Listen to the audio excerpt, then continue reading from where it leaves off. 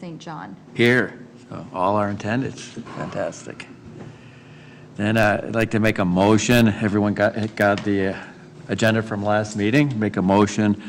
I'd like someone to make a motion to approve it, please. So moved. Adopting the agenda we're doing? Adopt the agenda, yes, sir. Adopt this agenda. Thank you, Greg. So move. All in favor? We have to. All in favor? Repeat those motions. Pardon me? You repeat A those little motions. rusty. It was Mueller first and then seconded by Davies. Davies. Who made first? Just want the record to be. I didn't hear the first. It's really hard to hear you too, by the Oh, way. I don't know. Sorry. If you can just repeat the motions after they're said for the first and Okay. second. Motion to adopt this evening's agenda, please. So moved. Second? Okay, first by Steve and seconded by Greg. So all in favor? Aye. Aye. Any opposed? So the motion to adopt this evening's agenda is approved. And I believe we have a visitor presentation this evening. Would you maybe come forward and introduce yourself? Well, no one's here for visitor presentation. They're both with one of our discussion items. Sorry, they're both with our discussion items, so we don't have anyone in the. No visitors? Yeah. No visitors. All right. All right. Have you all had a chance to review the previous HPC meeting minutes? Could someone make a motion to approve them, please? So moved. I'll second. Okay. Moved by Steve and seconded by Scott. All in favor of approving the minutes? Aye. Aye. Any opposed? The motion to approve the previous meeting minutes passes. And we move on to item 6, discussion items. The first item is an update on the Highway 41, County Road 61 improvements projects. I presume. Welcome back. I'm just going to give a brief introduction here. We have Jamie Ladwig with Bolton and Mank and Paul Page with HKGI, and they're both here to represent 6A. I do want to clarify 6A also includes a project on the Walnut Street and 5th Street intersection within the Walnut Street Historic District. So I'm going to hand it off to Jamie and Paul, and they're going to kind of go through a presentation, which was also included in your packet as well. So go ahead, Jamie. I'll bring up the. Just 1 second.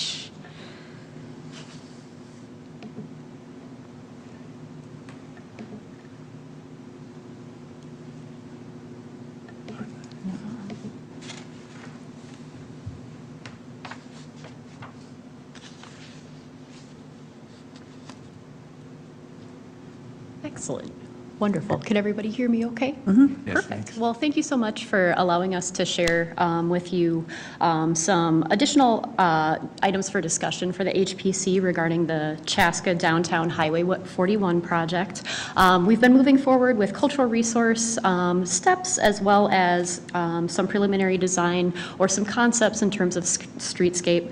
So first, I'm going to be talking about those cultural resource historic properties updates, and then I'll turn it over to Paul Page from HKGI to discuss those design items in a bit more specificity. And then at the end of our presentation, I'll be segueing to the 2021 Chaska Downtown Improvements Project, as Elizabeth had mentioned, which is along Walnut Street and 5th Street and is within the current boundaries of the Walnut Street Historic District. Perfect. So as displayed on the slide, there has been some movement made in terms of cultural resource investigations as well as historic properties investigations for the 41 project. As discussed in the previous meeting, some preliminary ground disturbing activities, i.e. geophysical soil borings to informed design of the project were obtained earlier this year. So there were 2 mobilizations of borings, those for which cultural resources monitoring was not recommended and those for which cultural resources monitoring was recommended. So in June of this year, cultural resources monitoring staff from Bolton and Menk were on site to observe those geotechnical soil borings for which monitoring was recommended.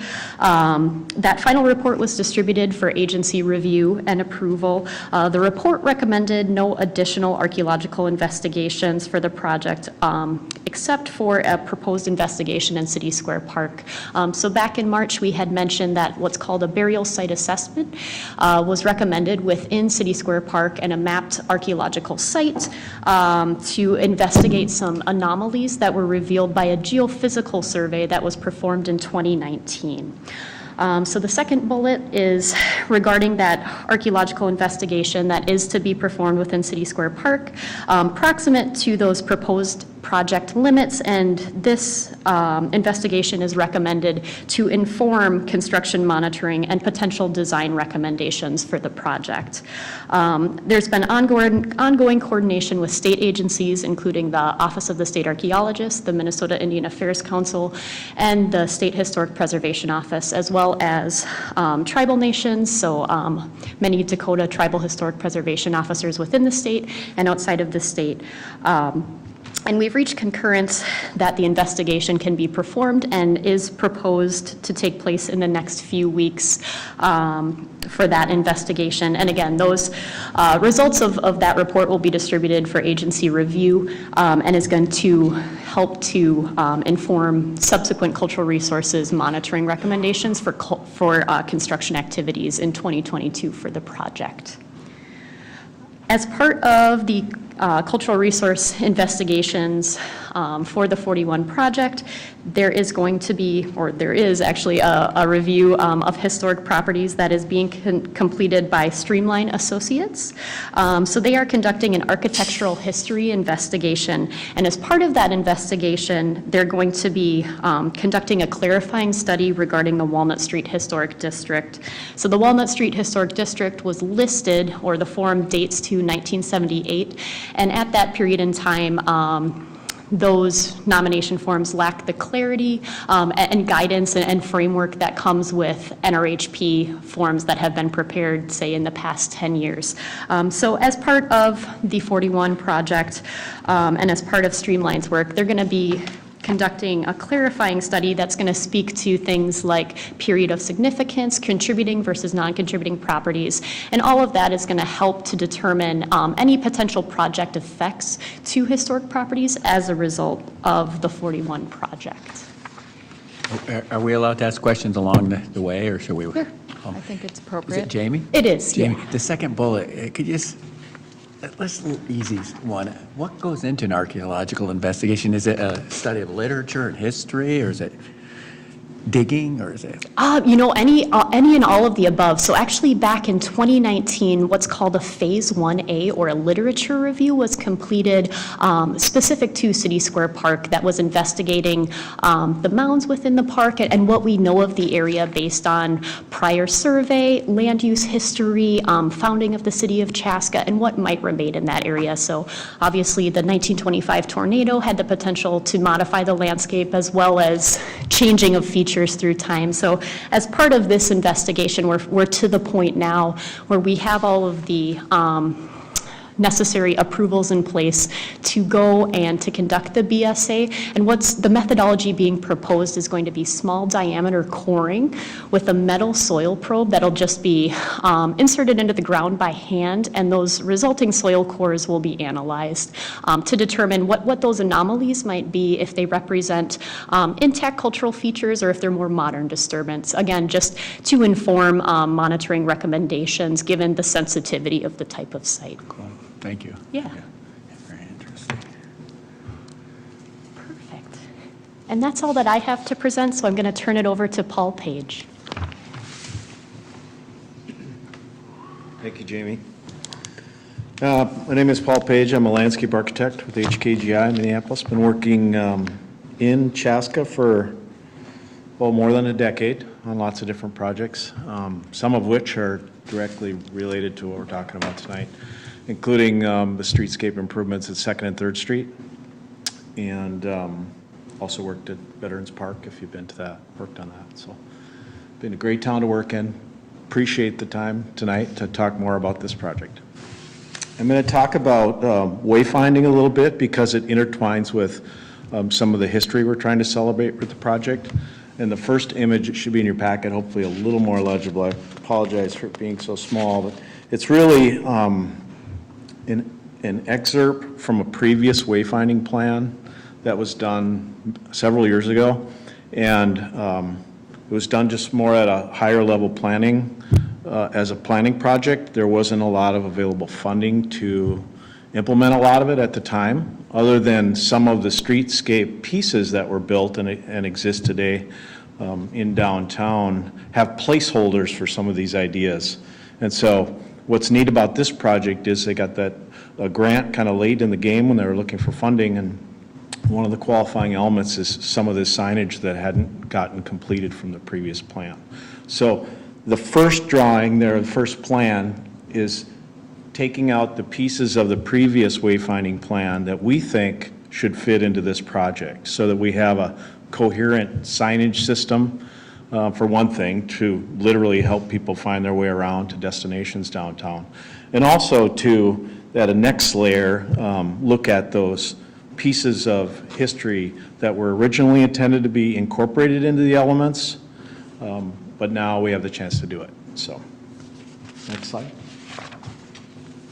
And then this is a detail from, again, that previous plan that shows, and it ties to the key on the previous layout of what those general designs are for those elements. And they vary in different scales, from larger scale signs that are designed to be read at design speeds from the road, from a car, from a great distance, so they're large, to signs that are in either a very slow auto environment or really queuing to pedestrians. So you'll see lots of different scales, lots of kind of wayfinding design rules of thumb are applied to this sort of thing in the graphic design world. And then there are also elements that are just designed to walk up to, like kiosks, specifically, and some of these historic images that I'll get at in a second here. Next slide. So this is a close-up of one of those, and there are probably, I think there are probably close to a dozen existing columns out here like this in the existing streetscape that's been built, and there's many more that are coming with the next project, that just have blank placeholders for where you see the image here. And we had done a little bit of homework years ago with your History Center staff and kind of built a file on some of the things that we thought would be worth considering for things to celebrate as images. And the overarching idea was that was to think about where you were standing in downtown and where these columns exist, and then where you might be as far as a historical district or a significant building. In a lot of places, you can still see the pieces from the historic photos while you're standing there. So that's an idea I'd love to get some input on. And then the other discussion that I'd like to have either tonight or as a follow-up would be, a process that you're comfortable with in how do you go about selecting those kinds of images. We've done some research on the right kind of media to use to make them resilient and legible in the outdoor environment, and we have a couple of options for that. But we need input on what those actual images should be, and does that idea of kind of district-based tied to physically where you are, does that make sense? Or there are other approaches too. The next plan is a site plan that's in the progress. This has been through several iterations in the last several months as we've been coordinating with landowners. And this block is north of City Square Park between 4th and 5th and between Walnut and 41 or Chestnut. And we'll talk about the 5th Street and the Walnut piece of it later in the discussion. But for now, I want to focus on the idea for the internal part of the block. And so to back up a little bit, the broader project impact of 41 one of the realities is, I'm sure you've heard, is that there won't be any on-street parking on Chestnut anymore. And we're losing about 43 spaces with the new design. And I won't get into why all that, became the recommendation, because we don't have time for that tonight. But the reality is we've been tasked with siting that parking in the northern and southern areas of downtown so that it can conceptually function to still support the area of which it was taken from on 41. So one of the candidate sites on this site plan is the north half of the block is proposed to be a public parking lot.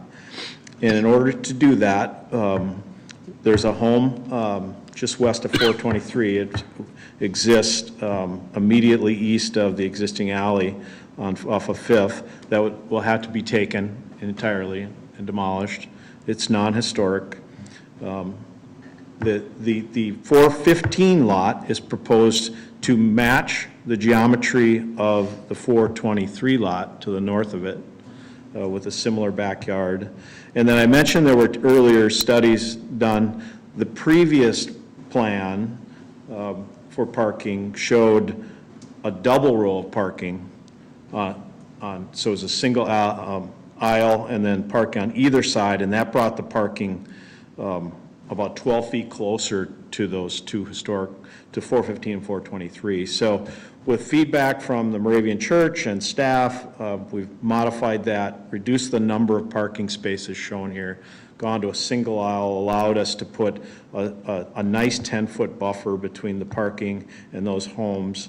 And then we also took a lot of input from the church about how they wanted the piece that came up close to the church to function and how that worked with their food shelf process. And so there's been a lot of discussion about this layout, and it's gotten support from the stakeholders we've had review it so far.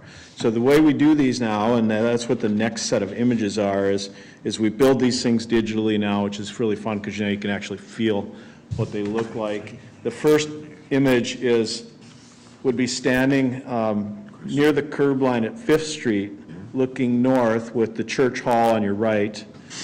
The Wells Fargo parking is the angled parking in the left side of the image, and would remain Wells Fargo parking. It just gets relocated westerly a little bit to allow for this broader improvement for what we're calling the Paseo. And that opens up this whole, what functions today partially as an alley, but mostly as parking for Wells Fargo. It translates that into a kind of a vibrant pedestrian corridor. And one of the design elements that you'll see not only in this parking lot, but the next one I talk about too, are these gateway ideas, and they're proposed to be steel, and they take their cues from some images that we have from the railroad bridge that was dismantled that used to cross the river. And so there's a lot of detail that doesn't show up in this model, but there's, the similar kind of patterning of the hardware and the bolts. They really want those to inspire these gateway ideas.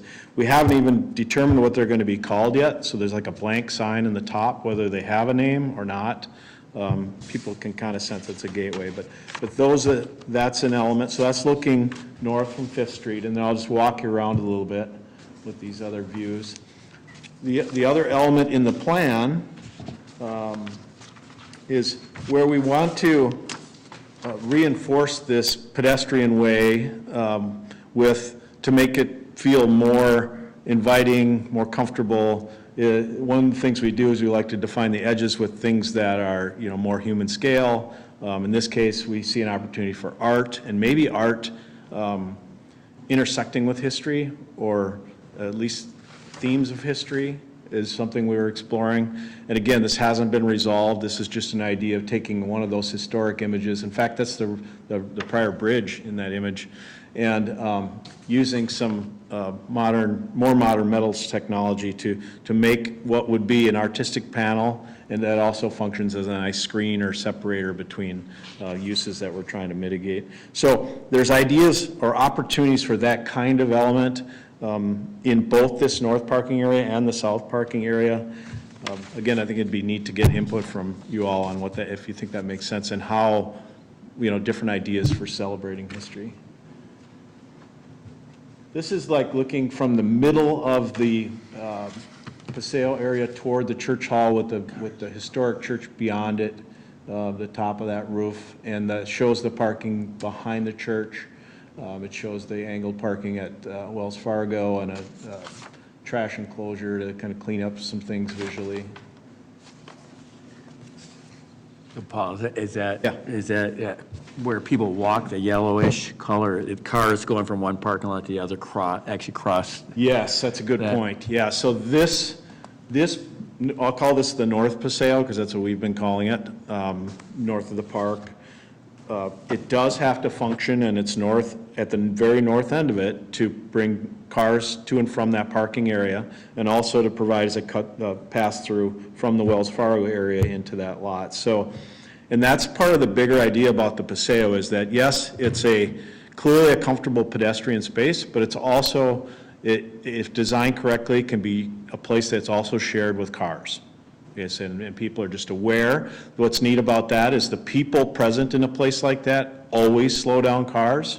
You know, it's like driving down an alley and there's somebody, you know, things get tight and someone's on their bike, everybody just slows down, and that's the whole point, is that everything can coexist here. It's been done around the world in different scales and different places for hundreds of years, and it's pretty cool the way it's kind of crosses modes of transportation, and we've talked about it for a long time in Chaska, back in the downtown plan, and there are existing, even the campus that this block is on is kind of a version of that, although there isn't a lot of car sharing on this one. So this will be the first one where we really start to interact the cars with the people. Is there signage that goes? Because you had a lot of signage discussion up front. Is there Yeah. signage just to alert people? Yeah, there would, and this one, because the south leg at this point isn't proposed to carry traffic all the way through to Fifth. Right now, we're just bringing traffic halfway.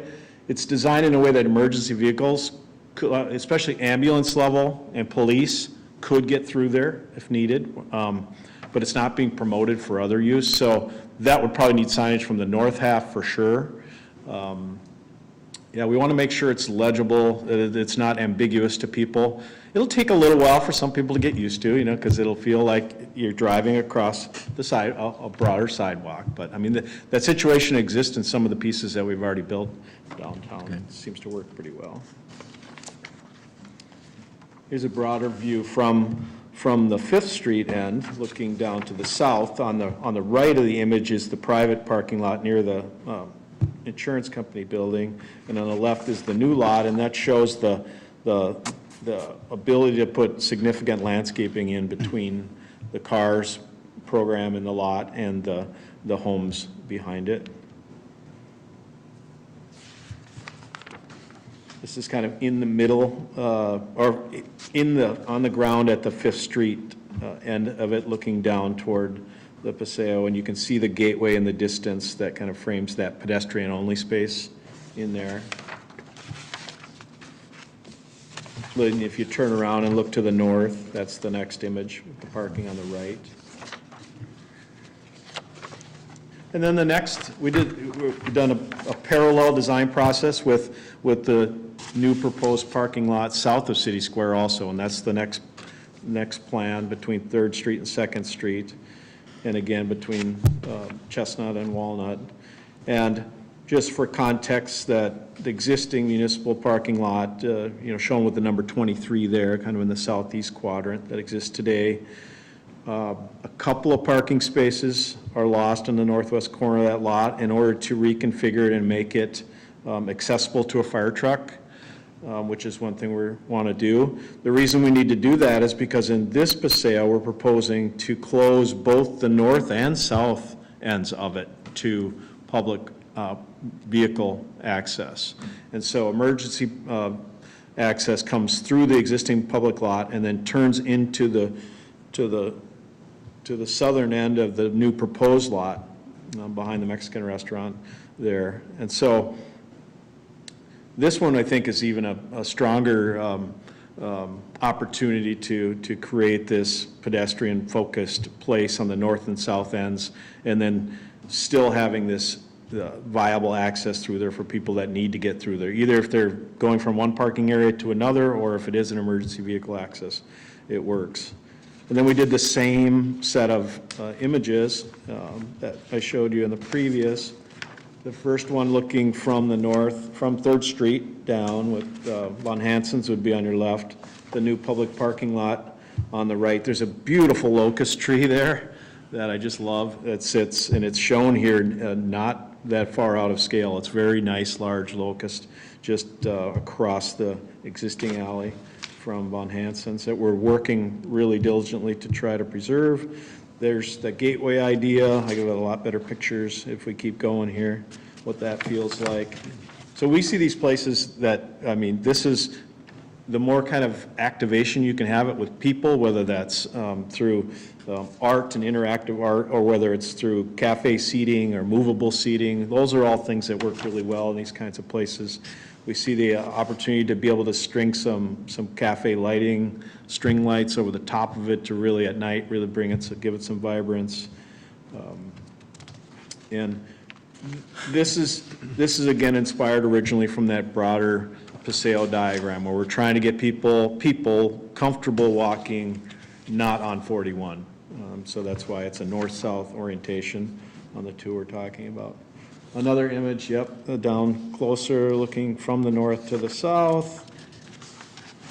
Next image, if you're just past that north gateway, but you turn around and look back towards City Square, that's the view there with the new parking on the left. Did you talk to the businesses? Did you encourage them to open their businesses to the rear now since they have access back? We are just starting that process. Yeah, and there's also a parallel contract going on with someone has a stronger resume in helping the insides of businesses lay out and respond to a changing storefront. Mm-hmm. You know, like a lot of these front doors have an opportunity to come to the back of the business. And they have like there's this wonderful place now for people, like there's a nutrition store there that, I mean, there's like a little patio space that's left over that could be awesome for yoga or things like that, which would be cool to enliven the space also. Did I describe this one well? Oh, this one is from 2nd Street looking at the south gateway as a bird would see it anyway. And the next one down on the ground in that south gateway showing that cafe seating idea again, string lights. And then one of the wayfinding elements in the next image is this kiosk idea at 2nd Street in that existing Paseo Plaza. That was originally envisioned to be there as part of that 2nd Street reconstruction. In fact, we have a foundation there. We have electrical roughed in there. We just couldn't put it there yet because people are still driving through that alley. So once that goes in, that's going to stop the traffic. That's the sign, as you say, for people coming from 2nd Street, like, oh, I can't go there anymore. But we see that as a great canvas for not only the information that you should have for visitors downtown, but also to tell the story about the history and leverage all of those wonderful stories that exist here. On the right of that image shows one of those smaller bollards, history bollards that has the placeholders for those other images that I mentioned. Sorry for ripping through that. I was just No, it's really a lot of content. nice. These kiosks, are they? The last image you had up there, I mean, this is showing that from 2nd Street to 3rd Street is flat, and it's anything but flat. Correct, yes. There's a big change in elevation there, and is this meant to be flat in No, the no. future? Or No, we have to deal with the slope where it meets the buildings today. It's just a complicated, we tried to tip it up a little bit in these images. It's infinitely complicates the digital model, is according to what my tech told me. He said, if we can work on a flat plane, we can build this thing and do all sorts of things. If you start shaping the ground, we do intend to, design it in a way that best fits the ideas to the existing slopes. For that access coming from the existing parking lot in the plan, where we take a couple spaces out, We can make that turn a lot nicer in there. There's a little breathing room around there. There's one of the garages that comes right up to the alley at the mid-block on the west side, and we're looking at a way to potentially modify the ground where that meets that garage, because they don't use that garage door anymore, so we may be able to drop some grade there, change, because that's one of those little steep spots.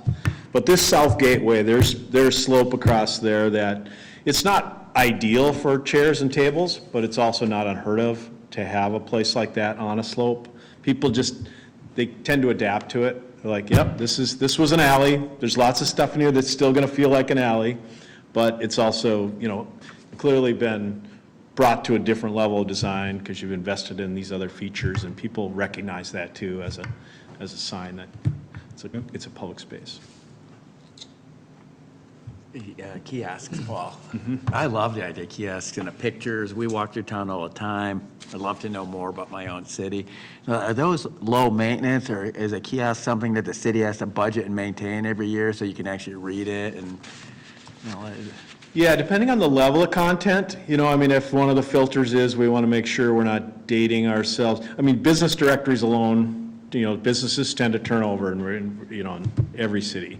And so that part of it has to be, easily updated, right? Now that you can do that lots of different ways, but basically it's a physical sign, you're going to have to update the sign. The way we can help that is to make it vandal resistant, so that you're not doing maintenance that you don't necessarily want to do, and also make it accessible and make it friendly for swapping things out or changing things out. And maintenance-wise, it's the same paint system that we've carried on all of the metalwork. The biggest threat is salt and sand, and Second Street doesn't get the kinds of salt spray that 41 does. So we don't have these kind of detailed elements right out on 41 anywhere. That's one of the reasons why. It's easier to fix the paint on a cast bollard or fence system that we can disassemble paint versus a kiosk like this with, that's got footings and. does anyone have questions? Because I got a couple more, but Oh, I do, yeah. With the way the Paseo is lined up, is there any plan for changing City Square since its pathways are diagonal? If you're coming down the Paseo, you're looking right at City Park. Yes. And you don't have direct access across Yep. the street. And I know that has to do with the Yep. the archaeological issues, at least on the south side. Correct, yep. We've talked about it, that's one of we haven't talked about literally changing. We've talked about the challenge of getting people to take a path that isn't on their direct sight line. And I've kind of watched the behavior of that mid-block crossing over the years since it's been built at 3rd Street, and even like during events, and I'm sure you guys have too, but people, when a place is comfortable and it's active, people will go out of their way for places.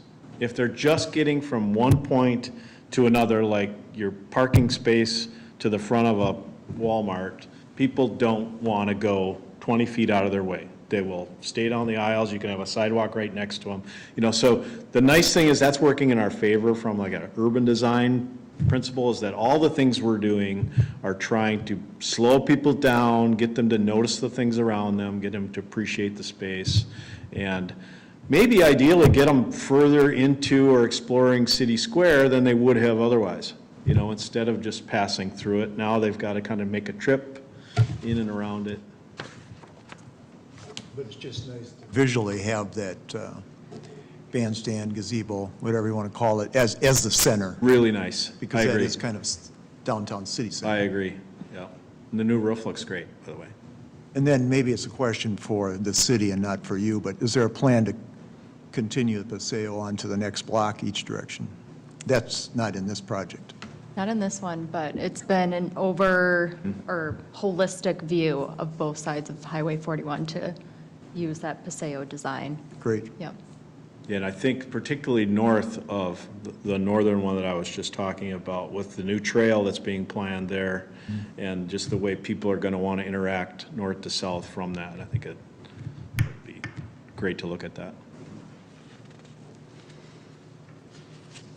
Could you go to page 9, please? You have those plaques, Paul, you mentioned? Yeah. You kind of indicated you're looking for some feedback. Yeah. I'm not sure what the process is. I kind of like the idea.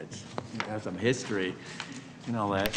'Cause we This walk- one? We walk, Talking about? yes. Yeah. Yeah, I'd like to Oh, yeah. know, Liz and Paul, what feedback do you want from us, or what's the process for this?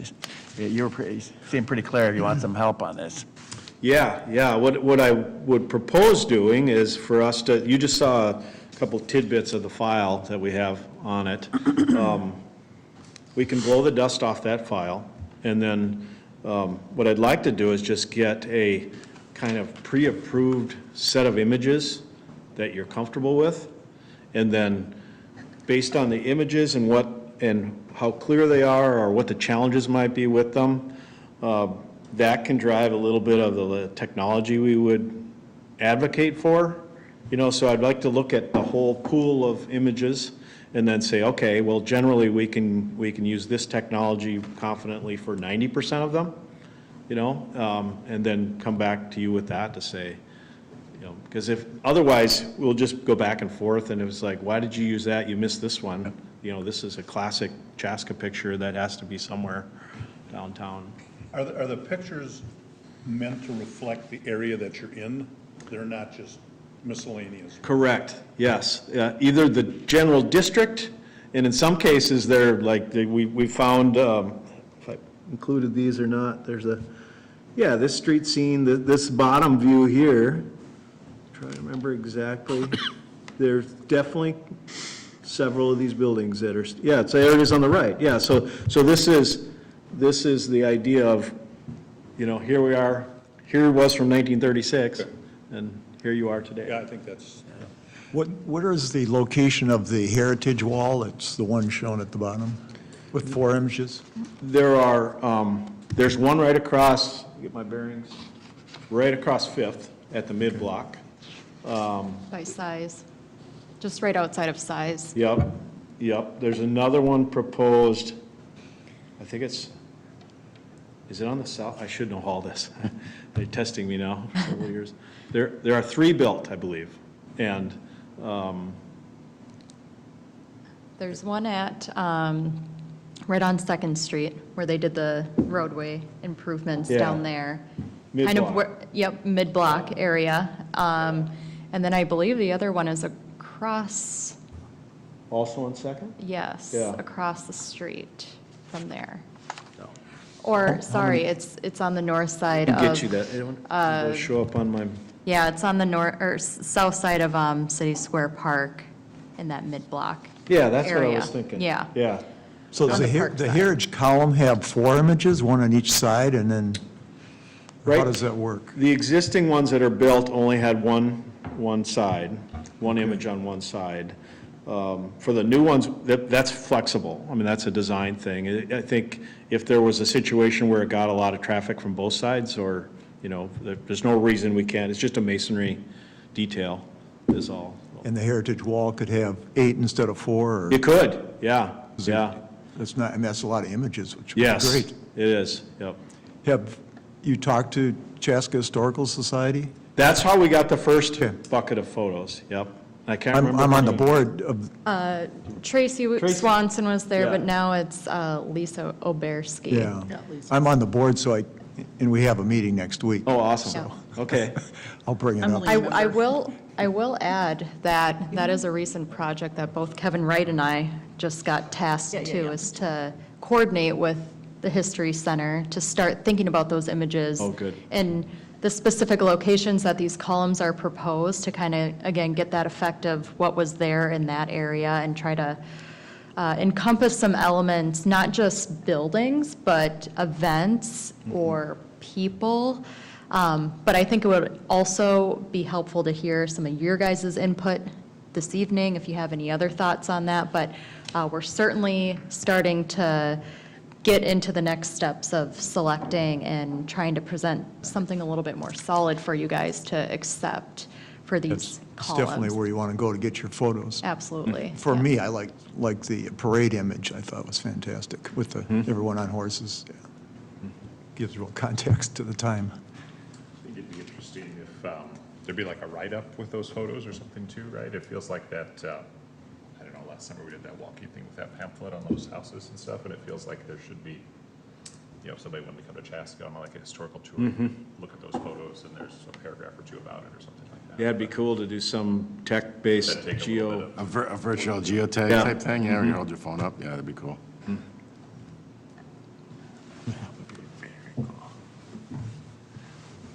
Questions? Yeah,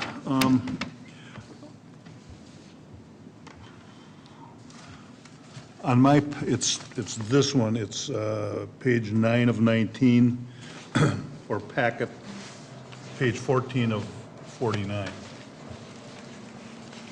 What image was that? Can you show me that? It's this one from the Fifth Street, Oh, looking down. Yeah, that's it. okay. Okay, so now if you're coming off Fifth Street, and I want to go down to the second parking lot on the right, what keeps me from driving straight down the walkway? Or am I supposed to take a left into the parking lot? Nope, you can do exactly what you just described. Okay. You can go straight down. That whole northern half of this block would be a shared pedestrian and vehicular. All right. I mean, is there any sense in putting any bollards at the other end so people don't, I mean, just one post so people don't go We certainly through? could, yeah. Yeah, we certainly could, especially if it were like a knockdown type that the emergency vehicles could still deal with. Yep. Because don't you have tables? Yeah, Or yeah. you're proposing tables? Right, Where it gets, yep. it's going to maybe feel a little uncomfortable with a vehicle going by when you're sitting Right. on one of those benches. Yeah, it would just seem like it would be, if you're pulling off the street and you're looking straight ahead, it looks like it would be confusing. Do I drive down the sidewalk or don't I? Yep, and that's kind of by design. Okay. So that's so somebody's like very tentative as they drive, right? And some people will just inherently pull into that parking lot. That first one, they'll be like, that's a parking lot, I recognize that, right? Others, as they get more comfortable with it, it's kind of like when roundabouts started showing up, some people would just avoid them, right? I'm just going to take a different route. But now those people are likely navigating them. So it's kind of a local thing that would be known more about. There's not a ton of demand, just from a traffic flow perspective, on a daily basis between the route that you described, you know, because there is great access to that southern lot at Wells Fargo off of Fourth. And there's not a lot of incentive to leave on Fifth. You do skip the light, you don't get to turn left, you know, so as we looked at it from a traffic perspective, it didn't look like it was gonna be a lot of cars that wanted to do that. Now, is 41 going to change that you can cross at every intersection, or is it still going to be regulated where you cross? Same, regulated, yeah, same light locations, right, exact same stoplight locations, So you can't cross at Fifth, no, I mean, and you can't cross at Third? according to the MnDOT ADA manual, no, but according to the way humans function, if there's a respite in the middle, you know, it's not an ADA compliant crossing. Okay.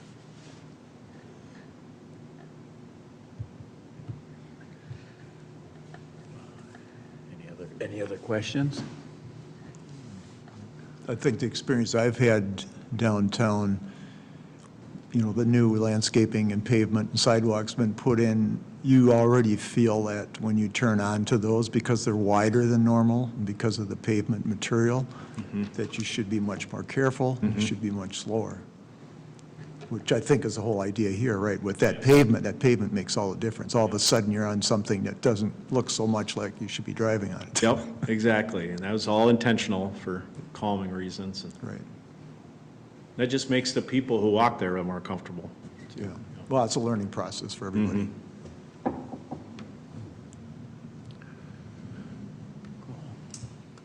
Nice job. Very nice, yes, Thanks. thank you Beautiful. both. I think Jamie want to talk Presentation. schedule a little bit.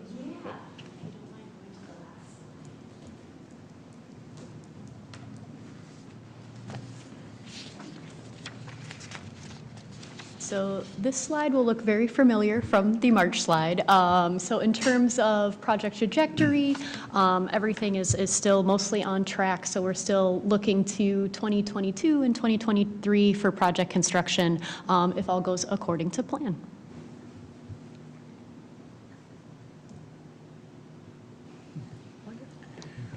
And then if you'll indulge me, I'm going to be discussing the 2021 Chaska Downtown Improvements Project. So we're thinking about Walnut Street and Fifth Street, and I've prepared some materials that I can pass out.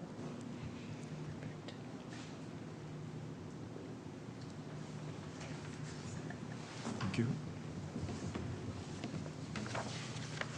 Thank you. Thank you.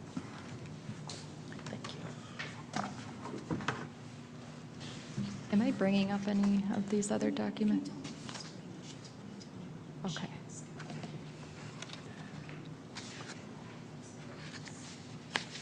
Okay.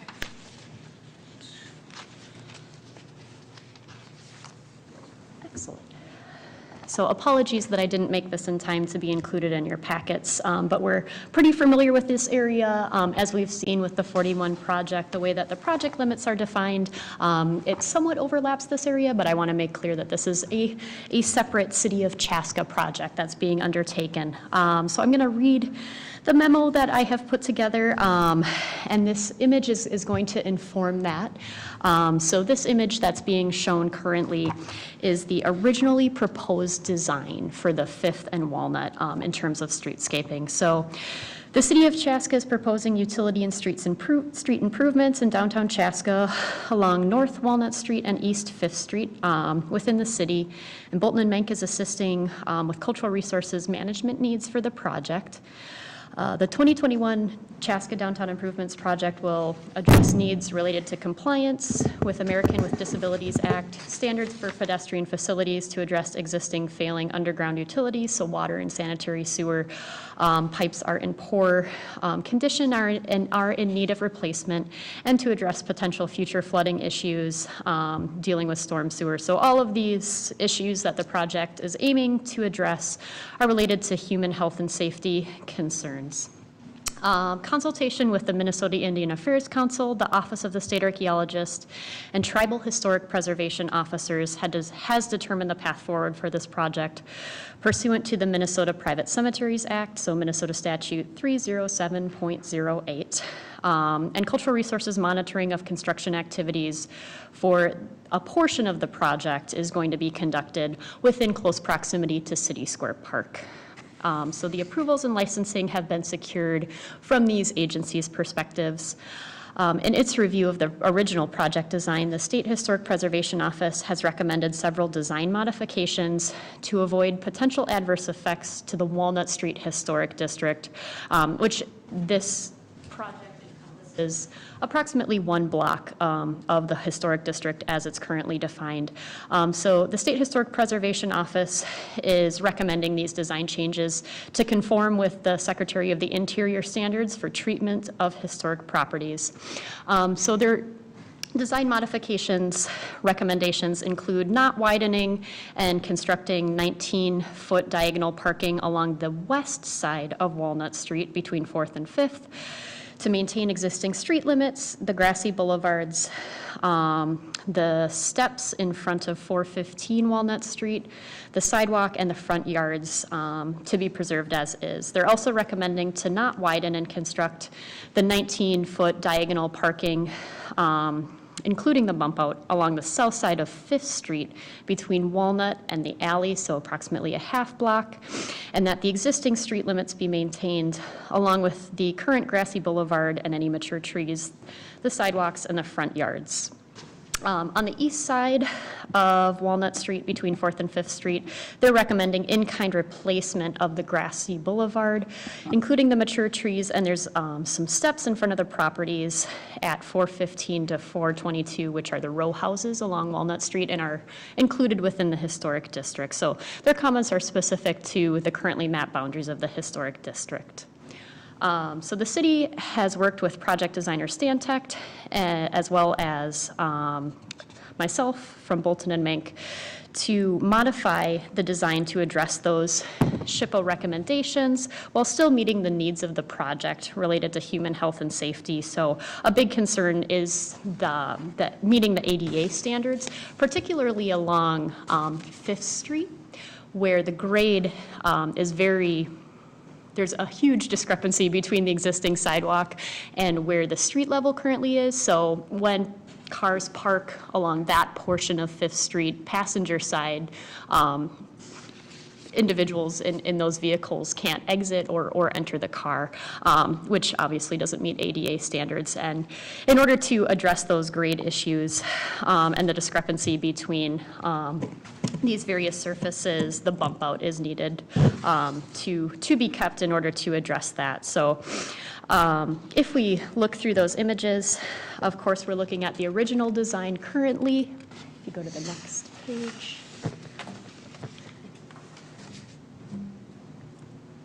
Next one? Yeah. Okay. Sorry, and that other page was just the underground utilities, which are, as the surface will be reinstalled as it currently exists, aren't necessarily of concern, at least from a historic properties, above ground historic properties perspective. On this page, it shows the modified design to meet those SHPO recommendations. So you'll see that the preferred option, or one of the preferred options, is to construct parallel parking rather than diagonal parking along 5th Street to address the State Historic Preservation Office's concerns, as well as to install parallel parking along the entirety of Walnut between 4th and 5th Streets.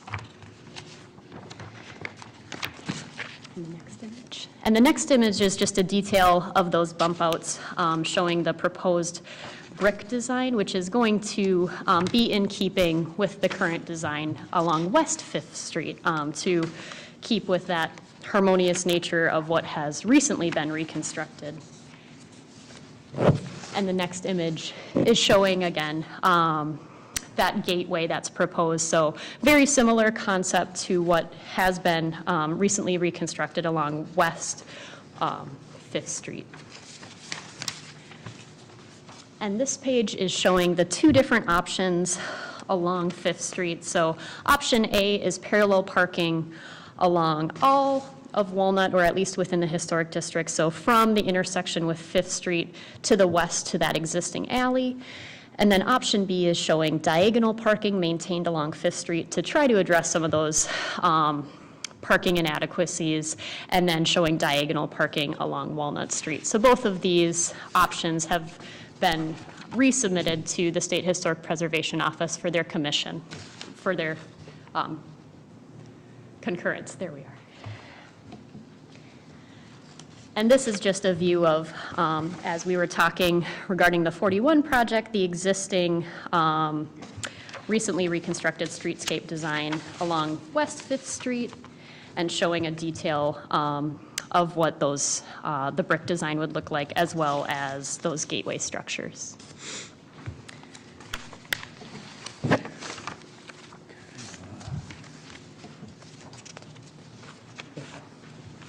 So what I'm requesting of the HPC is a letter or something that could be submitted to the State Historic Preservation Office. From your point of view, if these proposed streetscape improvements within the currently existing boundaries of the Walnut Street Historic District might represent an adverse effect or otherwise affect historic properties.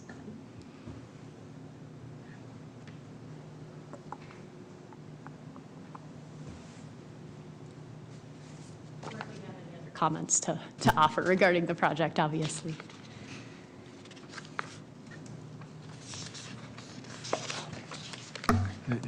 I'm not sure if I understand the letter, Jamie, sorry. Oh, that's okay. You have a plan, the state's come back with some things they're recommending. Right. You're looking for support for the modified design. So State's basically, recommend. yep, exactly. So basically saying that the HPC might recommend the project as it's been modified to address the State Historic Preservation Office comments, or do you have lingering concerns based on those modifications? Maybe I misunderstood you, but did you say on the modified, or the option A and option B, that there was diagonal parking on Walnut?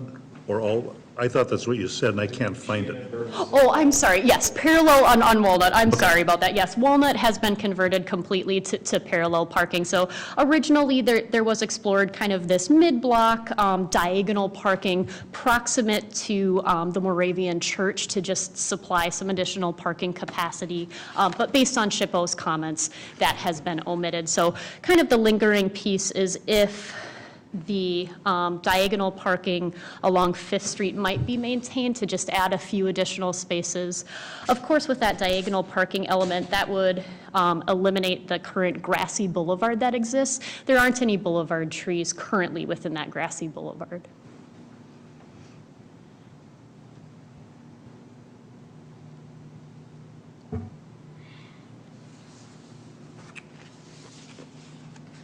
But it would give the opportunity for trees, right? Yes, exactly, yep, yep.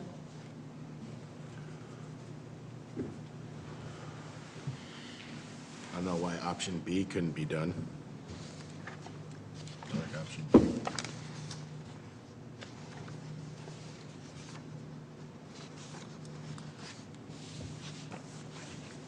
Yeah, I think option B is the preferred one from a city standpoint. You get a lot more But again, cars in to there. fit and meet all of SHPO's comments, option A would be what we would go for. And again, to stay on schedule with construction and all of that, we're trying to appease all the agencies that we need to. And that's why giving them both these options, but arguing for option B for so-and-so reasons, which mainly pertain around ADA compliance. We're hoping they would see that as a necessity and support that. But again, we have to go in, with all ammo here. And one of the pieces which is really important and kind of why Jamie is explaining all these pieces to you is to have your support for this project. If they see that you've been able to look at this and review it and understand kind of the options here and get that letter of support as a supplement to their submittal, they would see that as something with a lot of weight. We don't know how they'll act on it, but it certainly helps in this project. With that loss of parking stalls, is there a total number now that we're in deficit that we've lost? Are we about equal to replacing what was lost on 41 and beyond? I think with the omission of the diagonal parking in favor of the parallel parking, it's a difference of, I believe, around 13 spaces, if I calculated correctly. Okay. And that replacement was in just 2 areas? That's correct. Okay, thanks.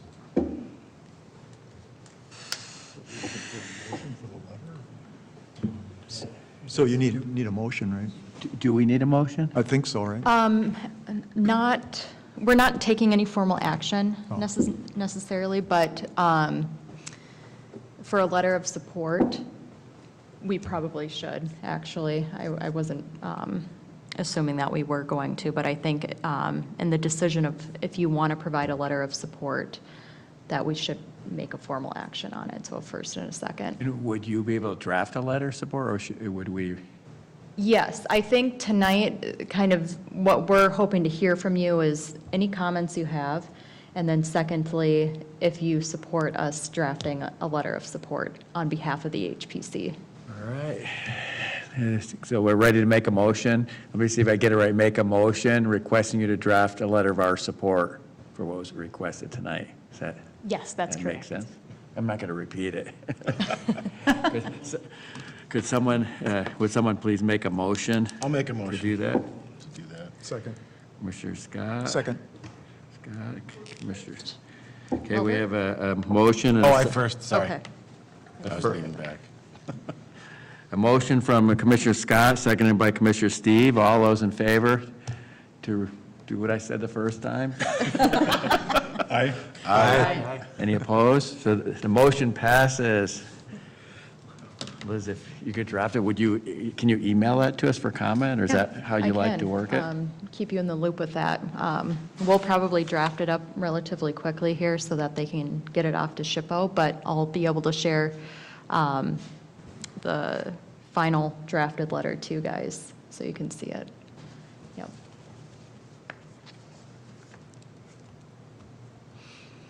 Great, thank you so much. Thanks. Thanks, Jamie. Thank you. Okay, that makes sense. Wow. Good one. So that ends the discussion, I believe, for item 6A. And Liz, now we move to 6B, the future local historic property designations list. That's in our package. Thank you. Thank you. Good night. You. Thanks very much.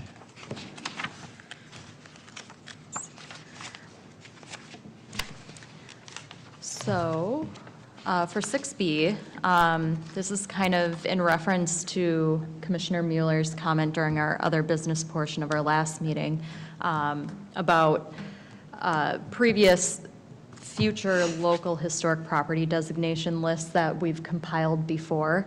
So I was able to do a little bit of research in our HPC files, and I came across, and I'm hoping this is the most up-to-date one, and there haven't been other ones created, but I did find one back in 2006, a list of properties that were presented to the HPC at that time, and Commissioner Mueller, you weren't on the commission at that time, but other members were, and I believe it was a list of roughly 26, 27 properties that the HPC was given to kind of look into. So much like how I formatted it tonight in our memo, each commission member basically got a group of properties within downtown, but also outside of downtown, to start research on in terms of its historic significance, from any major events that maybe happen at these properties, any major families that are associated with these properties, and then most significantly, what's kind of the architecture and architectural significance of these properties. I do know that they did pull several of those properties from that 2006 list and proceeded forward with historically designating, I think, about 6 of them in 2006. So I did kind of give that update in that list that I provided.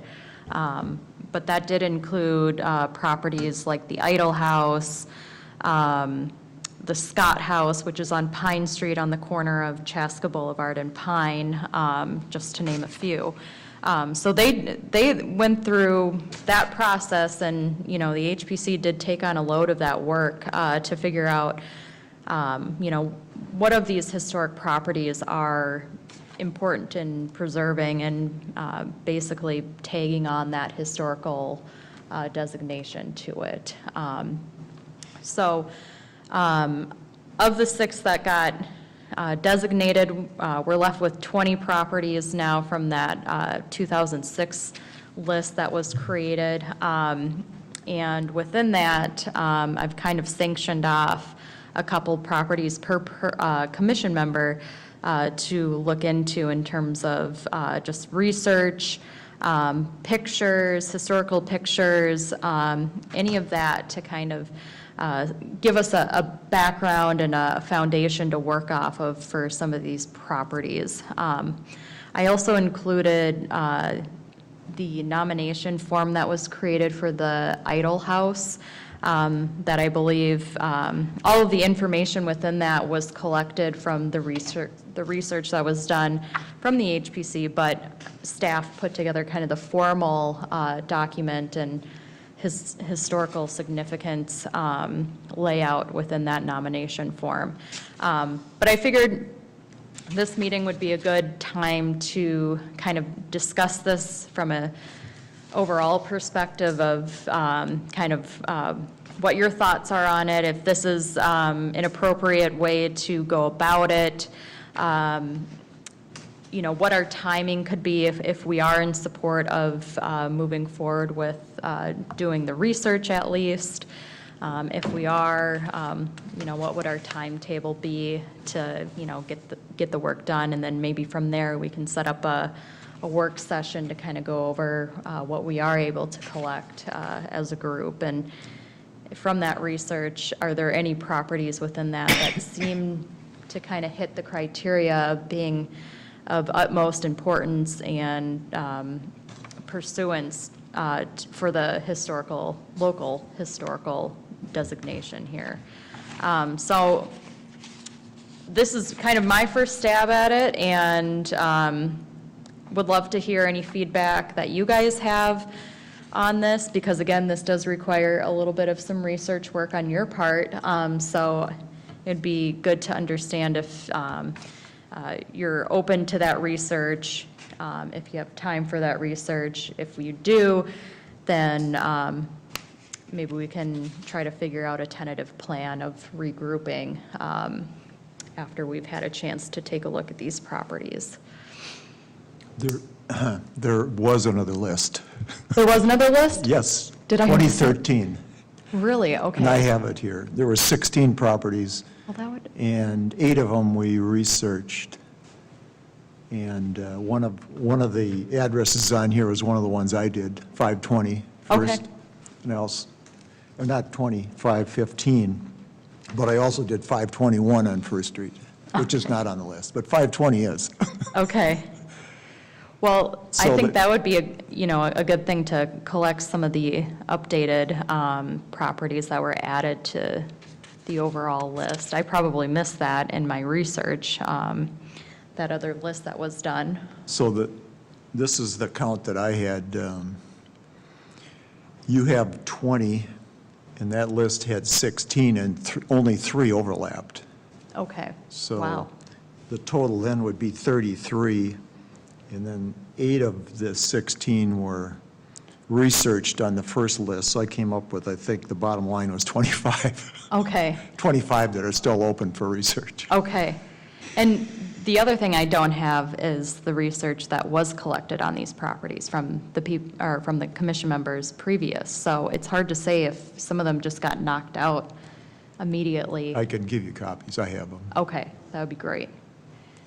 Perfect. Well, maybe, And so, the level of it, it was a lot of work as far, at the courthouse, going through abstracts, I remember that. oh, wow. Was, because those abstracts are like They're upside tough. down and backwards and really difficult to follow, and you have to go from book to book to book. And, you're talking about a dozen different owners, and it's quite a process. But obviously, talking to the owner, and then talking to Tracy first. Right. is always important. Yeah.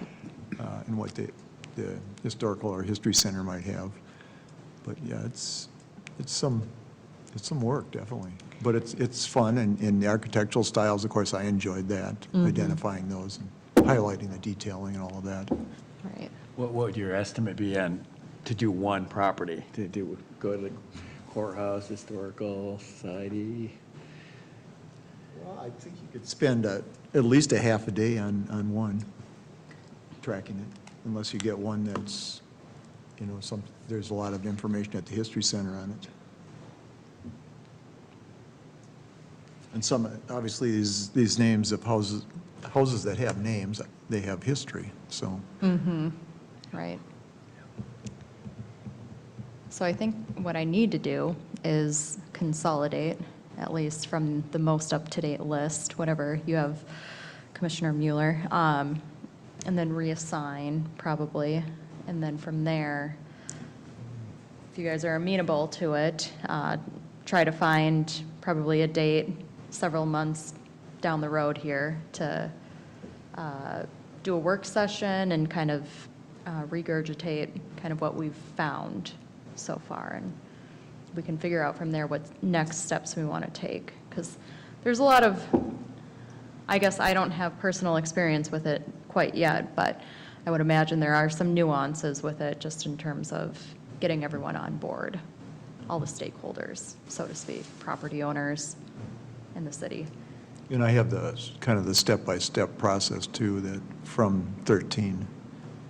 I think there's one that came from Melissa, but I think also there's one from the state of Minnesota that I've got too. Okay, About. perfect. But then, say we have 25 that need to be done, are we sure that we want to do all of them? Right. How do we go through that process? Right. Well, maybe it's a matter of just setting up a work session to kind of figure out what we have, and then from there, make a more solid plan of who takes on what. Because it could be, I guess, very daunting to take on several properties that may already have some research attached with it. So maybe it's just a work session that we set up in the near future and kind of set the groundwork from there, see what lists we have to go off of. Yeah, we did it in 13. We had 8 out of the 16, so we only had like a 50% participation from commissioners in doing the work, as Okay. far as I know, because that's Yeah. all I have in my, that I saw. Okay, See, We started kind of the same time of the year, I think. It was released in April, the list, and June, I think, was when they were due, which Yeah. probably not enough time. Intellectually, I love the idea. It's just a question of how much time. So if you're working, you're basically taking a day off to do one, right, right? And so that you need to use a vacation day. right. And That's why I think we'll have to be sensitive on time, Yep. because I don't think a couple months is realistic, because 8 weeks flies by, typically in the summertime too. So I think maybe starting with a work session to kind of see all the information that we have, and then from there, come up with a game plan that seems to be realistic for people's schedules and availabilities of work. Just a question, so I mean, so we do this and we say, come up with research, a property is historic, we want to designate historic, I mean, I'm curious what's that process, and what's in it for the homeowner, because I'm guessing some people might not want it to be historic, right? So like, how's that work, I guess, a little bit? Yeah, and I don't have experience on the homeowner side, which I need to figure out how that works. I just know from kind of a process standpoint, without that, you know, we have to do the research and gather all the important pieces associated with a property, and basically make a recommendation to the planning commission, but also SHPO, for them to, it's more weight on the SHPO portion, but make sure that it kind of meets their standards and criteria of a nomination. And if there's support there, then you kind of move on to the next step of bringing it to the council to fully adopt these new local designations. And then within that, I'm not sure where the homeowner fits into it, but it is an important piece, because that does, in some ways, create some implications in terms of how they use their property. So I'll have to do some research on how that kind of fits into that. I don't know if Commissioner Mueller, you have a lot of experience with that side of things, but I personally don't. Well, from this, once it is declared a historic resource of Chaska, then it goes under all of the restrictions, doesn't it, as far as, it does make a big difference Yeah, to them, especially what they do on the exterior. right, yep. I was going to say, There's there's, kind of like this idle property in here, they kind of fought it a little bit, right? So it didn't like it being historic designated, so, but it is, yeah. yeah. And now, I'm in a meeting next week about it, that, Right. you know, they're, Johnson Association, trying to figure out what to do with it, because they don't want to do anything with it. They sell it or find out. There was a letter written for the homeowners that we used in 2013. You know, they need to be notified. Right. If we're going to be looking at their house, taking pictures of it. Right. Wanting to talk to the owner. So there is already a letter, Okay, a form letter that was put together that we used in 13. Because it is a good idea to, sometimes the owner knows a lot about the history. I think one of the houses I got, almost everything I got on it was from the owner, who was glad to talk about it. Does designation help your property value? It gives you more opportunity. I don't know about value. Could do this, too. The one great positive thing of it is there are tax benefits to having a historic designation. You know, we have only a couple incentives here at the city, which more so translate to commercial buildings, as far as financial incentives, like a storefront loan program or a sign grant program. But if you do get to the point of a state designation or a national designation, there are a lot more financial opportunities, like tax credits and loans, rehabilitation loans and so forth, that basically become an eligibility for you when you get to that level. I want to say there's also a level of that too at a local nomination standpoint, but when you hit the national designation, you have a lot more tax incentive or financial incentives that you can apply for. Liz, could we do this work session you're talking about, or however you describe it, is something we could do in the evening? Yes, yes. Probably preferred that way too. And we can certainly do it a little bit earlier in the day, whatever works for people's work schedules. But yeah, we can work around people's schedules and whatnot, so I think at 13, we did a walking tour, too, just to get a look, feel for them. to look at the properties, yeah. And Yeah, I guess that's an everybody option. has to realize, if we do 25 or 24, then every single one of us has 4, Right, just, it's a lot. it's a big deal. Yeah, Because I did 2, and that was a lot of work. yeah. Sorry, kids, no vacation. Okay. At least some good feedback, just related to this, that I can take and hopefully get a work session date nailed down, and then hopefully gather a little bit more material, more updated material that's out there.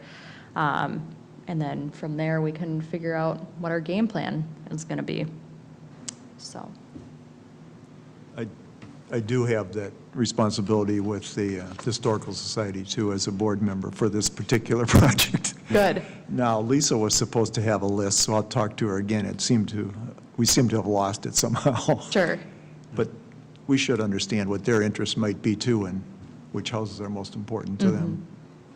Yep, that would be a lot of help, There- honestly. Again, the board meeting is next week, so it's Okay. good timing. Perfect. Steve, your coaching is unbelievably important this time. A question, is it something you can consider asking citizens of Chaska to participate in? You might, what if you had someone in college you want to do a research paper or something that, say, to go to the courthouse and gather information, or does it have to be a commissioner?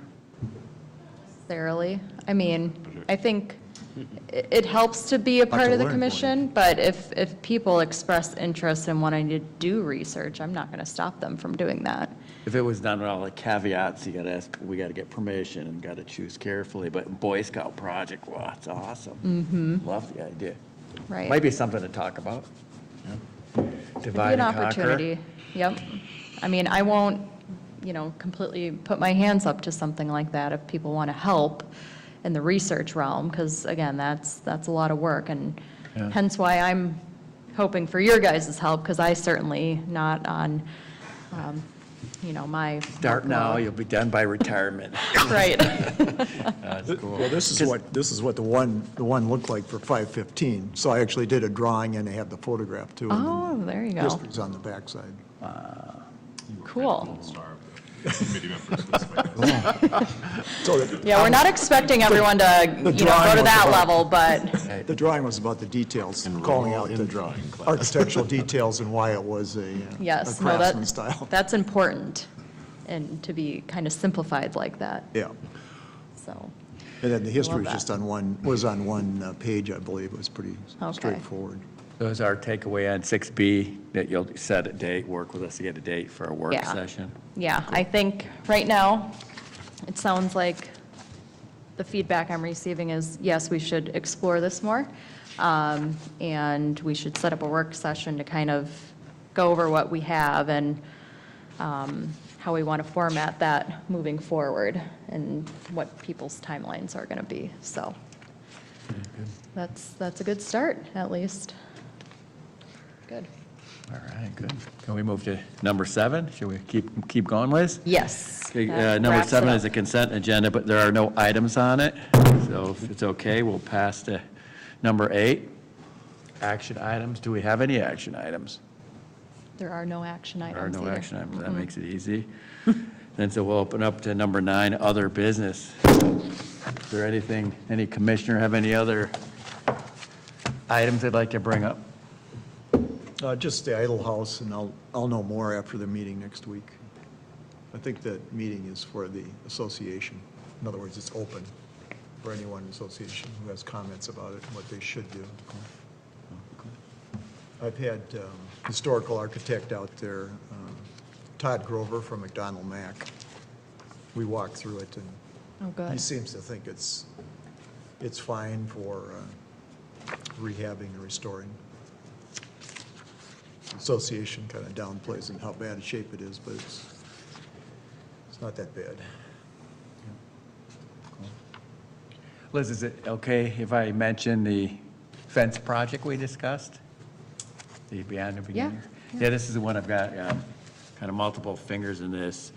There's the student home on Walnut Street. It's a historic area, and program's called Beyond New Beginnings. I'm on the board of it, one of the co-founders.